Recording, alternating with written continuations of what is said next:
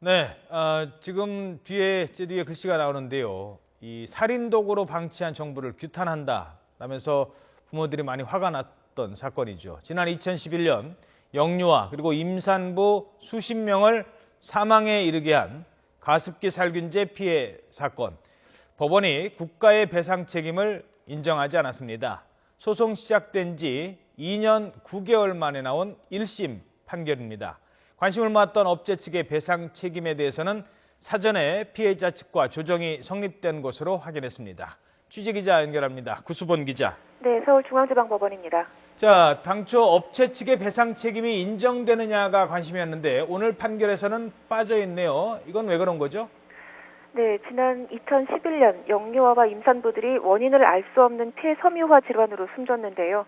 피해 유족들 가운데 먼저 4명이 사망 원인으로 지목된 가습기 살균제 제조 판매업체 3곳과 함께 국가를 상대로 손해배상 청구 소송을 냈습니다.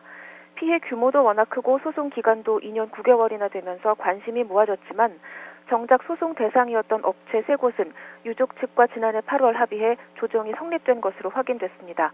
물론 모든 피해 유족들과 합의한 것은 아니고요. 이번 소송을 제기한 4명과만 일단 합의가 이루어진 겁니다. 합의 내용이 비공개여서 정확한 합의 금액은 알 수 없지만 업체 3곳 가운데 한 곳은 2억 5천만 원 선의 합의금을 지급하기로 한 것으로 알려졌습니다. 업체 책임은 법원이 판단을 내리기 전에 대략 2억 5천만 원 선에서 업체와 피해자의 조정이 이루어졌다라는 거고요. 네. 그러면 국가는 어떠냐 이 부분인데 국가에 대한 손해배상 소송 선고가 책임이 없다 이렇게 나온 거네요. 그렇습니다.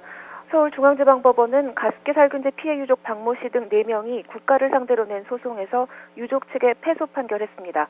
법원은 유족들이 제시한 증거를 사실상 모두 받아들이지 않았습니다. 재판부는 정부기관이 과거 문제의 유해물질 유독성에 관해 보고서를 발표했다는 사실만으로 정부가 가습기 살균제의 유해성을 알았다고 보기는 힘들다고 판단했습니다. 이어서 당시 정부는 가습기 살균제를 살균 제제가 아닌 가습기 물때 제거 등의 청소용도 제품으로 봤기 때문에 의약 외품으로 지정하지 않은 과실에 대해서도 인정하기 어렵다고 밝혔습니다. 가습기 살균제 피해는 지난 2011년 원인을 알 수 없는 폐질환으로 여러 명이 잇따라 숨지는 사고가 보고되면서 알려졌는데요. 보건당국 조사 결과 가습기에 함께 넣어 사용하는 가습기 살균제에 포함된 PHMG, 폴리헥사메틸렌 구아니딘, 또 PGH, 염화에톡시에틸 구아니딘 등의 살균 물질이 원인으로 밝혀졌습니다. 이 물질들은 코로 흡입할 경우 치명적인 폐 손상을 일으키는 것으로 알려진 물질들입니다. 이 사고로 사망자만 100명이 넘는 것으로 알려지고 있고 질병관리본부에 이어 환경과학기술원이 피해자들을 대상으로 2차 검진을 진행 중입니다. 오늘 소송을 제기한 유족 4명 외에도 집단소송을 준비하고 있는 피해자 가족과 유족들이 대다수 있어서 이번 판결이 향후 관련 소송에서 어떤 영향을 미칠지도 관심입니다. 지금까지 법원에서 YTN 구수본입니다.